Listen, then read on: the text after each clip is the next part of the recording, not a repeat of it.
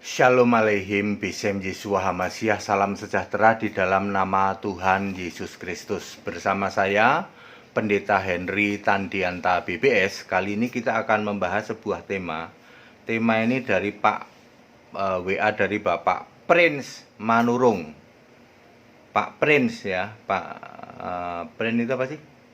Prince itu kan princess ya, princess itu kalau perempuan, kalau laki-laki kan prince ya. Pak Prince Manurung. Pertanyaannya begini, apakah Yesus membatalkan perintah agung? Gitu. Nggak apa-apa saya memakai judul perintah agung. Sebenarnya istilah perintah agung tidak ada di Alkitab ya. Tetapi semua orang tahu bahwa perintah agung itu intinya beritakan Injil ke seluruh dunia, ke seluruh bumi, ke seluruh bangsa, ke segala makhluk, dan baptiskan dalam Bapa, Anak, Roh Kudus, dan aku menyertai engkau sampai akhir zaman. Itu perintah agung yang sering dipahami di dalam kekristenan, yaitu perintah beritakan Injil. Lalu Pak Prince Manurung itu nanya, apakah Yesus batalkan perintah agung? Gitu. Soalnya kata Pendeta Henry Tandianta, baptisan Bapa, Anak, Roh Kudus batal, ganti dengan baptisan Yesus Kristus. Ya saudara-saudara ya, Pak Prince Manurung bahwa yang sering dipahami sebagai perintah agung, yaitu beritakan Injil ke seluruh bumi atau ke seluruh dunia, dan baptiskan dalam Bapa, Anak, Roh Kudus. Istilah yang paling tepat bukan dibatalkan, Pak. Kalau dibatalkan itu kan seolah-olah terus ayatnya dihapus gitu ya. Yang pas itu konteks waktunya tidak tepat. Lalu para rasul mengubah atau berubah. Baptisan itu tidak lagi Bapa, Anak, Roh Kudus, tetapi baptisan dalam nama Yesus Kristus. Lalu Bapak Prince Manurung ini nanya, kalau baptisannya dari Bapa, Anak, Roh Kudus berubah menjadi baptisan dalam nama Yesus Kristus, apakah perintah agungnya berubah? Nah, gitu saudara-saudara ya. Jawabannya harus Alkitab ya. Kalau Pendeta Henry Tan yang khotbah, jawabannya pasti Alkitabiah. Saudara-saudara, baptisan dalam nama Bapa, Anak, Roh Kudus, perintah baptisan ya cuman ada di sini satu-satunya saudara ya. Ya, yang lain sih dan baptiskan tapi tidak ditulis dalam nama Bapa, Anak, Roh Kudus, tidak tulis seperti itu ya. Bahwa perintah baptisan Bapa, Anak, Roh Kudus ya cuman ada di sini. Ini menjadi doktrin andalannya Tritunggal, saudara-saudara ya. Tritunggal, doktrin yang tidak ada di Alkitab ya, doktrin karangan pendeta ya. Saudara, sebelum membahas ini saya itu sangat sedih kalau bicara Tritunggal ya. Tritunggal itu doktrinnya tidak ada di Alkitab ya. Karangan manusia doang. Dulu karangan Tertullianus, lalu diteruskan oleh John Calvin ya. Terus sekarang banyak pendeta-pendeta Tritunggal yang meneruskan itu ya. Intinya adalah Allah itu ada tiga. Anda mau putar balik seperti apapun juga Anda tidak bisa tolak bahwa Allah itu tiga. Kenapa bisa tiga? Karena memahami Allah itu pribadi. Alkitab tidak pernah ada menulis Allah pribadi. Allah itu roh. Jadi super sesat yang mengatakan Allah itu pribadi, ada pribadi Bapa, pribadi Anak, pribadi Roh Kudus, itu super sesat. Anda yang diberi pengajaran Tritunggal, saya itu sangat sedih sekali ya. Udah dikasih ajaran yang tidak alkitabiah, duit kalian diporotin loh. Ya, diambil persepuluhan, diambil buah sulung itu. Semuanya itu cuman tipuan. Persepuluhan itu kan sudah batal karena itu Taurat ya toh. Dipakailah ayat Maleakhi 3 ayat 10 dan 11 atau yang sebenarnya adalah dari Ulangan 14 ayat 22. Persepuluhan itu tahunan, dirubah sama pendeta kamu jadi bulanan. Lalu kamu diporotin duitnya. Dikasih pengajaran yang tidak alkitabiah, diporotin duitnya pakai persepuluhan plus lagi buah sulung. Imamat 23 ayat 10 yang mengatakan buah sulung itu seberkas, dimodifikasi menjadi buah sulung itu gaji kamu sebulan. Udah gitu dikasih pengajaran yang menyesatkan yaitu Pentakosta dibagi-bagi. Ada Pentakosta 1, 2, 3. Orang Kristen tidak merayakan Pentakosta ya. Salah yang mengatakan orang Kristen merayakan Pentakosta. Pencurahan Roh Kudus sama sekali tidak disebut Pentakosta, ya. Udah gitu dibagi-bagi lagi. Mumpung masih hidup, sekarang Pentakosta ketiga. Ntar kalau sudah mati kan bilang, ini Pentakosta terakhir. Lah iya, Bang. Generasi penerusmu nanti nggak percaya Pentakosta. Itu pengajaran super sesat, Saudara ya. Ya, udah diporotin duitnya, dikasih pengajaran yang tidak alkitabiah, udah gitu dikasih janji surga lagi. Ya, walaupun kita itu mengimani Allah itu Tritunggal, tetap masuk surga. Super bohong itu. Ya. Super bohong. Tidak alkitabiah sama sekali, ya. Surga mana? Ngarep.com, Saudara-saudara ya. Jangan mau, Saudara ya. Udah dikasih pengajaran tidak alkitabiah Tritunggal ya toh. Duitmu diporotin dengan yang namanya buah sulung dan persembahan dan persepuluhan. Udah gitu dikasih janji surga, ngawur. Jangan mau, Saudara ya. Demi keselamatanmu, Anda pikir puluhan tahun jadi Kristen masuk surga gitu? Super bohong itu. Saudara-saudara, ini demi kemurahan Allah ya, saudara-saudara ya. Back to the Bible, kembali ke Alkitab, kembali ke Yesus. Nah, ini sekarang kita bahas ini andalan Tritunggal, baptisan Bapa, Anak, Roh Kudus, ya. Rasul-rasul setelah Yesus naik ke surga, ingat, setelah Yesus naik ke surga ada titik balik ke Kristenan. Perhatikan ini, ketika Yesus sudah naik ke surga, tidak ada satupun rasul-rasul yang membaptis dalam nama Bapa, Anak, Roh Kudus. Berubah menjadi membaptis dalam nama Yesus Kristus. Tunjukkan satu ayat saja. Ketika Yesus sudah naik ke surga, ada baptisan Bapa, Anak, Roh Kudus. Tunjukkan satu ayat saja. Hadiahnya foto sepeda motor. Ya. Tunjukkan satu ayat saja bahwa ada rasul-rasul masih doa Bapa kami. Setelah Yesus naik ke surga, tidak ada doa Bapa kami. Yang ada doa langsung pada Yesus. Tunjukkan satu ayat saja bahwa rasul-rasul masih nyembah Bapa. Tidak ada. Rasul-rasul setelah Yesus naik ke surga, nyembah Yesus sebagai Allah.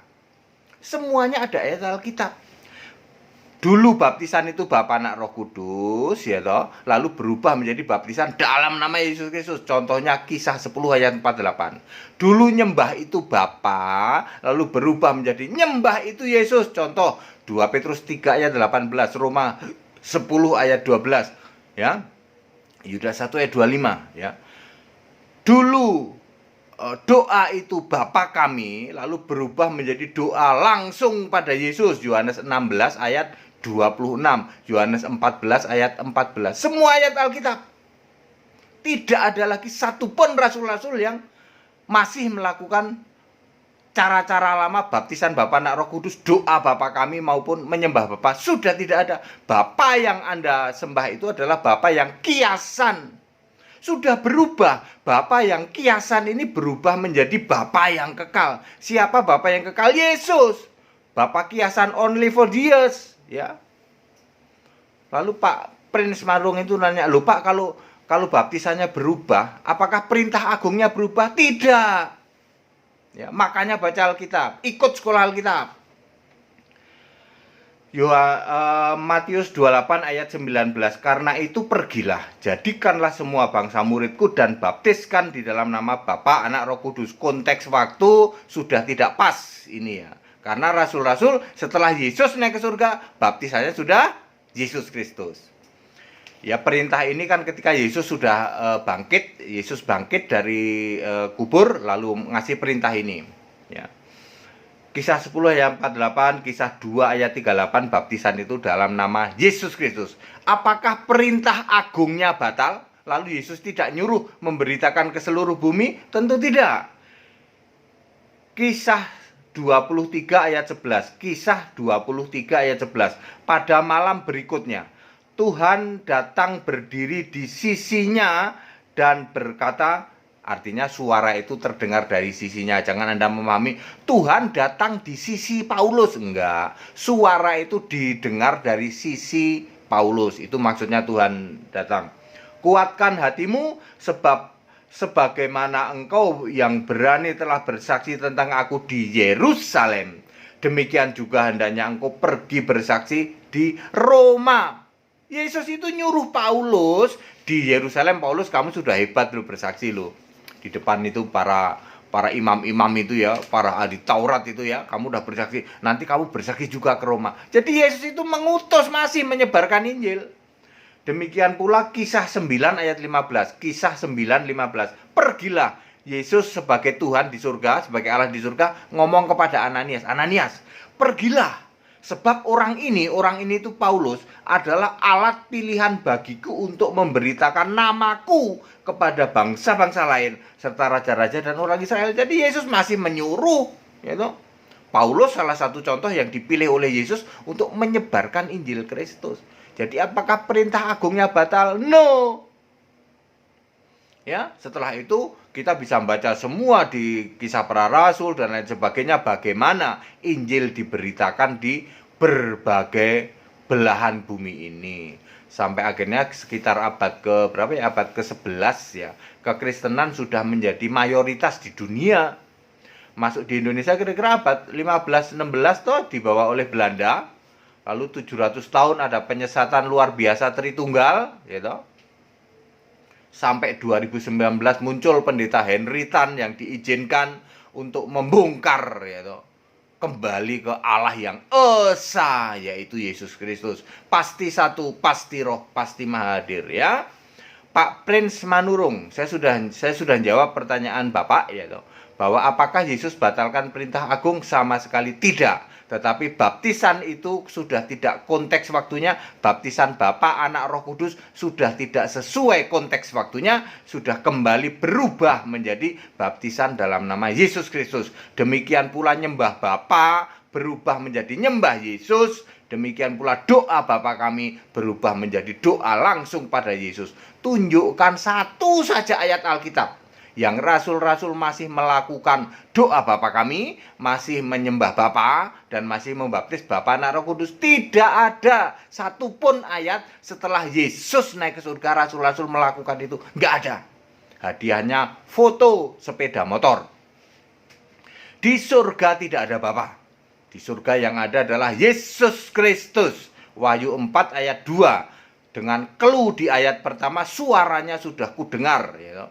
Lalu ternyata yang duduk di tahta surga itu adalah Yesus Kristus, Tuhan Allah. Ya. Tidak ada Bapa di tahta surga. Tunjukkan satu saja ayat Alkitab yang menunjukkan ada Bapa di tahta surga. Hadiahnya foto sepeda motor. Ya, ayat Alkitab tidak boleh untuk kuis, ya, berhadiah tidak boleh. Makanya hadiahnya foto sepeda motor. Kalau Anda bisa jawab, nanti tak kirimin foto motor, ya. Itu saudara ya. Valid ya Pak Prince Manurung ya. Tritunggal sudah detik-detik terakhir ya toh. Anda nggak usah belain Tritunggal Pak. Ya, pengajarannya cuman pengajaran manusia. Nipu jemaat. Allah kok 3. Gara-gara pemahamanmu Allah itu pribadi. Sudah dibilang pribadi ke mall sama bininya. Nggak balik-balik Allah kok pribadi. Allah itu roh. Anda menghujat Allah dengan mengatakan Allah itu pribadi. Pribadi itu artinya zat. Lalu Anda pikir ada 3 pribadi gitu, Bapa, Anak, Roh Kudus gitu. Ya.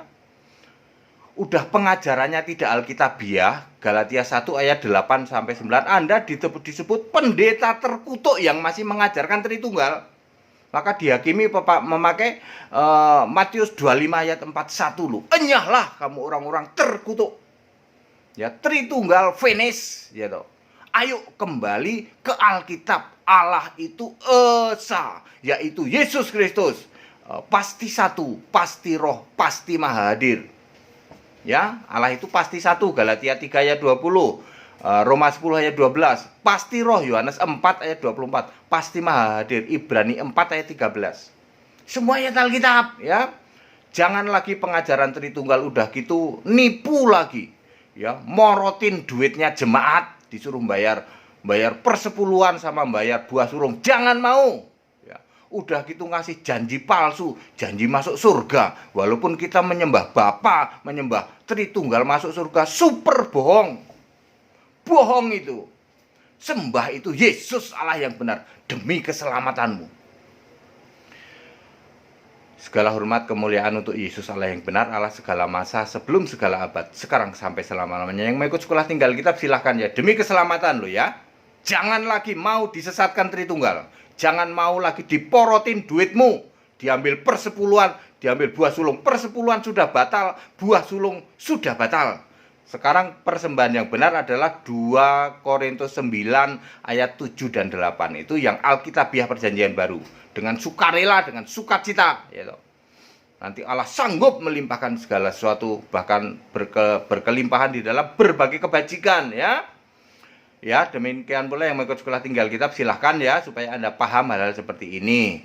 Ya, yang mengikut baptisan minggu ini belum ada, tapi minggu depan baru ada jadwal-jadwal berikutnya. Tetap bersama saya, Pendeta Henry Tandian Tabibes. Haleluya, amin.